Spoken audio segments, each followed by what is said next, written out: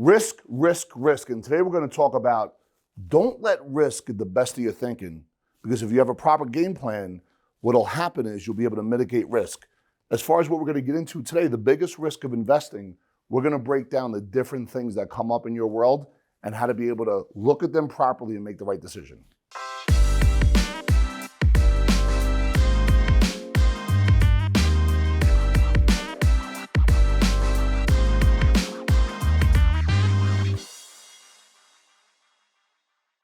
Okay, so transformational vocabulary, words. Words have energy, words have meaning. And we hear the word risk and it has a funny feeling to it. So as we get into this, investing has inherent risk. Here's a definition, just so you can put it down, grab a pen and piece of paper. Investing is a great tool to grow your wealth, but whether your money is in stocks, property, commodities, or even treasury bonds, all investments carry some level of risk. Okay, we call that systematic risk. All right, folks, so I just gave you a good acronym, PRIME, P-R-M-E, and that is tied to systemic risk, which is inherent in all investments.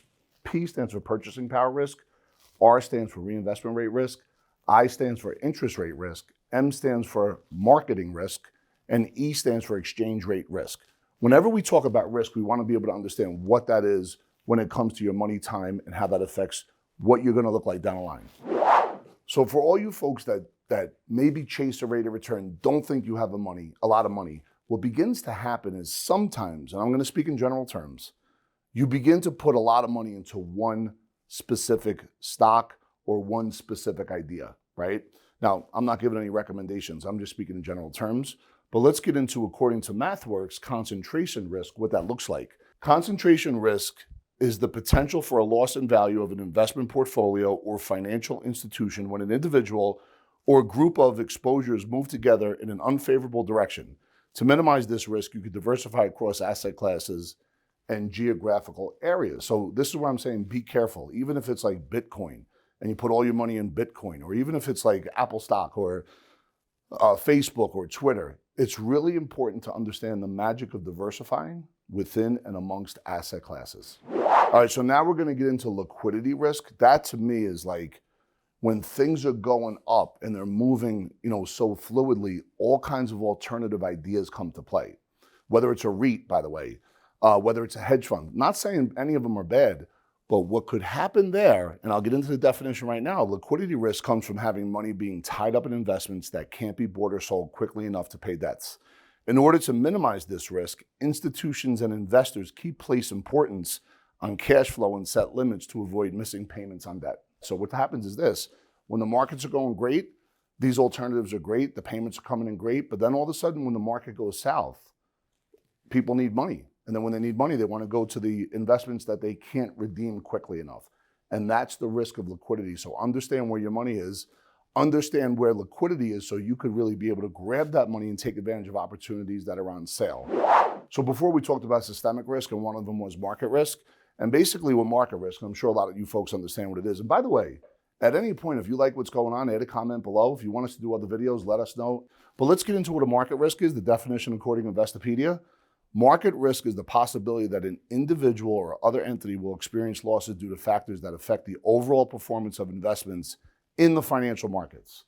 Typically, the more risk you take, the greater potential return on investment. So once again, if all your money's in the market, and if it's not in real estate, if it's not in other alternatives, you're exposed to everything that you can't control. All right, we're going to get into knowing what your risk tolerance is. And this is where it's important that you have a very strong relationship with your fiduciary or your financial planner. It can't be one way. There has to be a conversation where they truly understand what your economic philosophy is, who you are, where you want to be, not only now, but 5, 10, and 20 years from now, what things are constantly changing in your world, because that's important. So if we look at risk tolerance as an essential factor to your investing strategy based on your age and financial goals, and that's changing every year, you should evaluate your ability and willingness to stomach large swings in value of your investments. If your portfolio has too much risk, you might panic and sell at the wrong time. Now that's powerful because, as I do this video today, we are in a bear market, not only in the S&P, but also in the NASDAQ and approaching the Dow. We know that from its high, Bitcoin's down about 65%. So if you think about it, if you didn't have a game plan or don't have a game plan, you're probably experiencing a lot of fear and uncertainty. However, if you do have a game plan and there's a lot of connective tissue between you and your professionals, really what's going to happen is right now you're kind of sitting back, you're watching what's happening and understanding there's going to be opportunities. But always remember, whatever your plan is, keep doing it if it's what you agreed on with your planner. Okay, now, we've been playing in the space of risk and transformational vocabulary and energy to it, but maybe it's time to flip what that energy feels like, because the greatest risk is actually leaving your money in a savings account or a checking account. And let's talk about what this looks like. While investing may seem scary because of potential risk of losing everything, the biggest risk of all may be not investing. Not investing now could leave you stranded for retirement, especially with the rapid rise of inflation in recent times. Now, we know inflation's at a 40-year high. We know the markets are corrected all over the place. We know that if you have 100 grand in a checking account a year later, if nothing changes, it's worth about 92,000 in buying power. That's the risk of not investing. Okay, family, check it out. If you want to learn and truly understand what to do, go ahead and click the link below. One of the team members here at Epic will take you through questions, answers, understanding the success process, and point you in a direction of where you need to go in order to fulfill your financial dreams.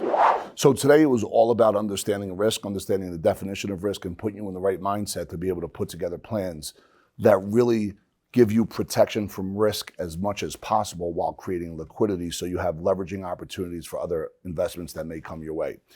If you like this video, go ahead below and hit the subscribe button, hit the like button, and please ring that bell. And at the same time, we are bringing more content, so check out this next video.